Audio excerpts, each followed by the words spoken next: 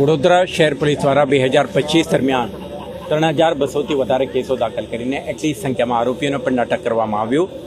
આ કેસોના તપાસ દરમિયાન આપણે 9 કરોડ 56 લાખથી વધારે રકમની મુદ્દામાલ પણ જપ્ત કરવામાં આવ્યું છે.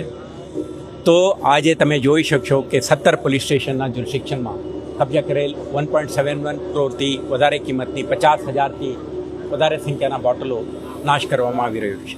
આપણા વડોદરા શહેર પોલીસ ધી ગુજરાત પ્રોહિબિશન એક્ટ 1949ના કડક અમલીકરણ માટે આપણા કમિટમેન્ટ સાથે કામ કરી રહ્યા છે.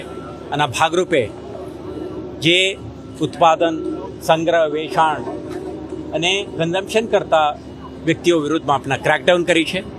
વર્ષ દરમિયાન આપણા 131થી વધારે સંખ્યાના આરોપીઓને prevention of anti social activity અંતર્ગત ડિટેન્શન પણ કરી છે અને 15 આરોપીને આપણા કાર્યક્ષેત્રમાંથી બહાર કાઢીને તડીપાર પણ કરી છે, જેથી કરીને આવા પ્રવૃત્તિ